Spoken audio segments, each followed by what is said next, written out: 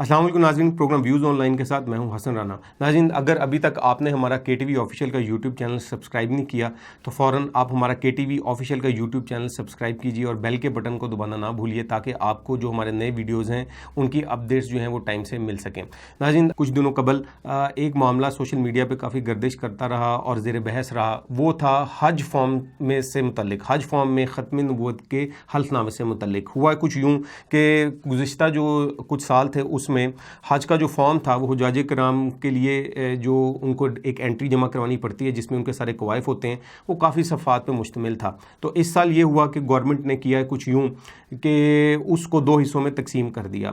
جو پہلا حصہ تھا اس کو انہوں نے ڈیٹا انٹری فارم کا نام دیا اور جو دوسرا حصہ تھا اس کے وہ ایک کمپیوٹرائز فارم کی شکل ہے۔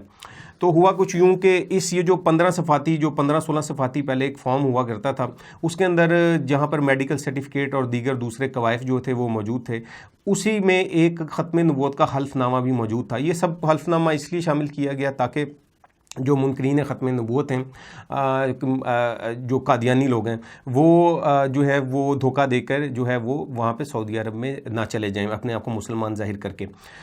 تو ہوا کچھ یوں کہ اس سال جو گورنمنٹ نے جو فارم جاری کیا، جیسا کہ میں نے پہلے بتایا کہ دو حصوں میں اس کو تقسیم کیا، جس کو پہلے حصے کو ڈیٹا انٹری فارم کا نام دیا گیا۔ اس ڈیٹا انٹری فارم کے اندر ختم نبوت کا حلف نامہ جو تھا وہ انیشلی موجود نہیں تھا۔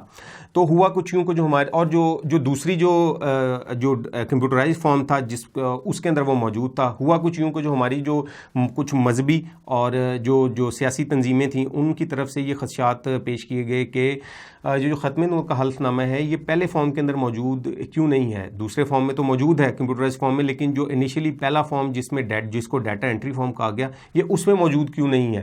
تو گورنمنٹ کی طرف سے یہ کہا گیا کہ ان کے جو نمائندے ہیں کچھ، ان کی طرف سے یہ کہا گیا کہ ایکچولی جو اصل قانونی حیثیت ہے وہ دوسرے فارم کی ہے جو کہ کمپیوٹرائز فارم ہے، جس کے اندر حج اپلیکینٹس کی تصویر بھی لگی ہوگی، میڈیکل سرٹیفکیٹ بھی ہوگا، ان کے دستخط بھی ہوں گے اور ایکچوئل قانونی حیثیت اس کی ہے۔ جو پہلا فارم ہے وہ گورنمنٹ نے اپنی آسانی کے لیے اور چیزوں کو کمپیوٹرائز کرنے کے لیے اس کو صرف ڈیٹا انٹری فارم کا نام دیا، جس کے اندر ایپلیکینٹس کی بیسک انفارمیشن ہوگی اور وہ بینک کو دیں گے، بینک اس کو دیکھ کر وہ سارا ڈیٹا جو ہے اس کی انٹری کمپیوٹر میں کرے گا اور کمپیوٹر پھر اس کے بعد اس انٹری کے مطابق ایک فارم جنریٹ کرے گا، اور جو وہ فارم جنریٹ کرے گا ایکچوئل گورنمنٹ کے مطابق وہ ایکچوئل ایسا فارم ہے جس کی قانونی حیثیت ہے۔ اس کے اوپر ختم نبوت کا حلف نامہ بالکل ویسے ہی موجود ہے۔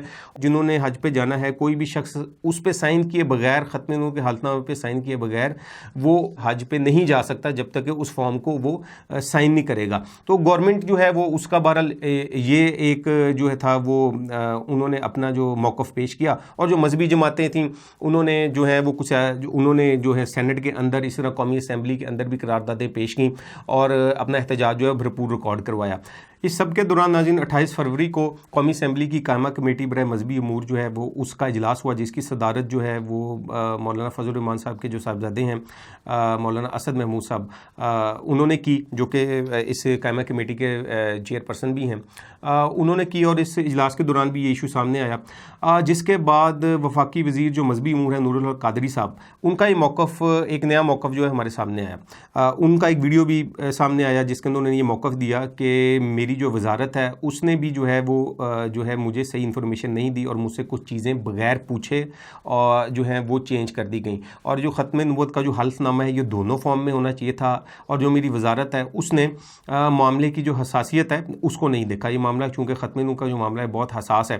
تو ناظرین، جس وقت نور الحق قادری صاحب جو کہ وفاقی وزیر ہیں مذہبی امور کے، ان کا یہ جو بیان سامنے آیا کہ جس میں انہوں نے تحفظات کا اظہار کیا کہ میری وزارت جو ہے اس نے ہی مجھے جو ہے وہ پوری انفارمیشن نہیں دی اور ان کی کنسنٹ شامل نہیں رہی کہ اس سارے پروسیجر کے اندر، تو ظاہری سی بات ہے ختم نبوت کی جو آرگنائزیشنز ہیں ان کے اندر جو ہے وہ اس قسم کے جو سینٹیمنٹس کا پیدا ہونا اور تحفظات کا پیدا ہونا ایک قدرتی عمل ہے۔ ظاہری بات ہے کہ ختم نبوت کی جو آرگنائزیشنز ہیں اور تو ان کی کئی دہائیوں پہ محیط جو ہے وہ جد و جہد ہے رد قادیانیت کے حوالے سے، ملک میں ناموس رسالت اور قوانین ختم نبوت کے حوالے سے ایک ان کی سیاسی اور جو ہے وہ جد و جہد رہی ہے اور قانونی جد و جہد رہی ہے۔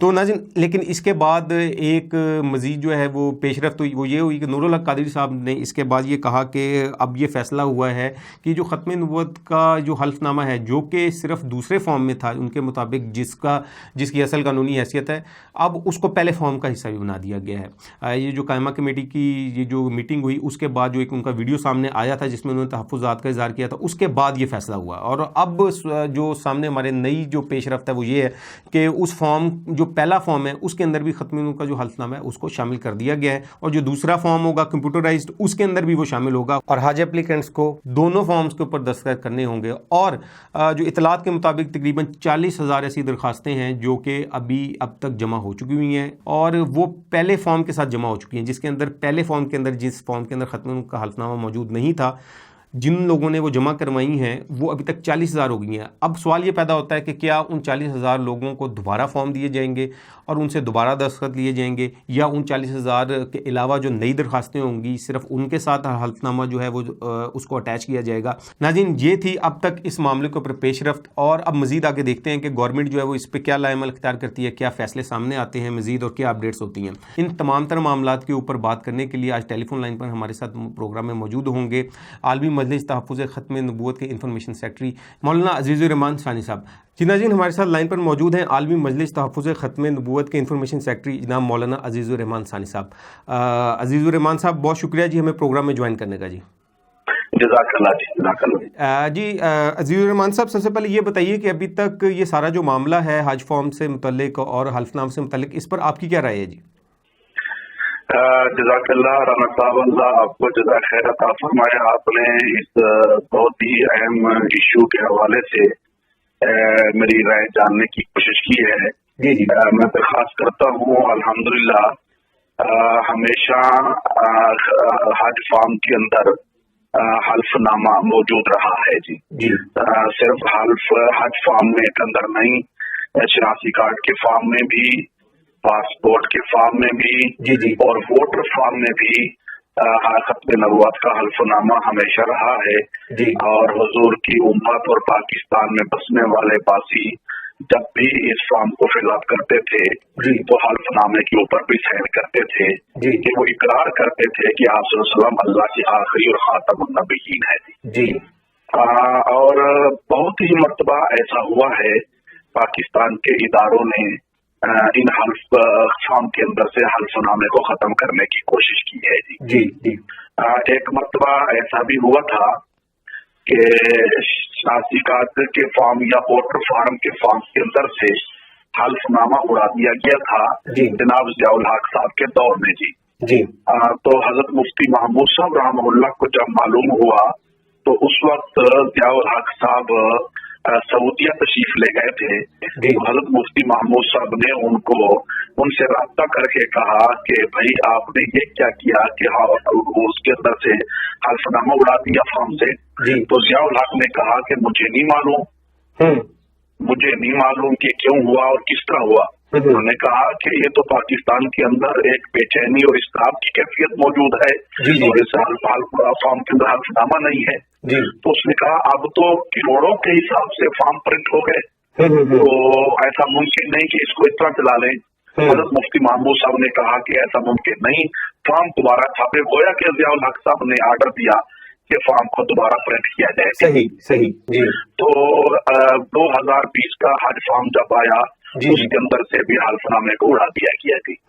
تو الحمدللہ قوم بیدار ہے، کیونکہ یہ ایک حساس مسئلہ ہے۔ اس پر تو قوم بیدار ہے جی۔ جب قوم نے دیکھا کہ اس فارم کے اندر سے حلف نامہ نہیں ہے تو ایک بے چینی کی کیفیت طاری ہوئی قوم پر۔ قوم نے احتجاج کیا اور حکومتی حلقوں تک اس اپنا پیغام پہنچایا۔ تو اللہ نے بہت ہی کرم فرمایا کہ وہ حلف نامہ بحال ہوا، اور یہ جناب وزیر نور الحق صاحب قادری جو ہیں یہ یقیناً مبارکباد کے مستحق ہیں، جنہوں نے اس حساس مسئلے کو سمجھا ہے اور قوم کی اس طرح کو بھی سمجھا ہے۔ عزیز الرحمان صاحب، یہ بتائیے گا کہ یہ 92 نیوز کے بیورو چیف ہیں، انہوں نے انکشاف کیا کہ ایسا لگتا ہے کہ ان اداروں کے اندر جو بلکہ انہوں نے تو یہ نام لیا ہے کہ جو وفاقی وزارت ہے مذہبی امور کی، اس میں کچھ ایسے عناصر جو ہیں وہ شامل ہیں جو کہ اس میں ملوث ہیں۔ जी जी, वह मैंने दरख्वास्त की है ना जी कि इन इदारों में ऐसे गलत अनासर मौजूद हैं जो इस तरह की हरकतें करते रहते हैं। जी जी जी वो कादियानी हैं या कादरी नवाज अनासर बैठे हैं सही जो इस तरह की हरकतें करते हैं। सही सही तो मैं हुकूमत से मुतालबा जरूर करूंगा इस मौके पर कि ऐसे अनासर पर कड़ी नजर रखी जाए सही ताकि आज के बाद इस तरह की कोई हरकत इन इदारों के अंदर नहीं होनी चाहिए। जी, बहुत शुक्रिया। जज़ाकल्लाह। जी नाज़रीन, ये थी अब तक की इस मामले के ऊपर तमाम तर हक़ाइक़ और अपडेट्स। जिस तरह से मज़ीद कोई पेशरफ्त सामने आएगी हम आपके सामने इंशाल्लाह नए प्रोग्राम में उसको शामिल करेंगे और आपके सामने पेश करेंगे। इसी तरह के मज़ीद इन्फॉर्मेटिव वीडियोस देखने के लिए आप हमारे KTV ऑफिशियल का यूट्यूब चैनल जो है उसको सब्सक्राइब कीजिए, बेल के बटन को दबाना ना भूलिए ताकि आपको हमारे जो नए वीडियोज़ हैं उनकी जो अपडेट्स हैं बर वक्त मिल सकें। ये था आज का प्रोग्राम। नेक्स्ट प्रोग्राम तक के लिए हसन राना को इजाज़त दीजिए। अल्लाह हाफ़िज़।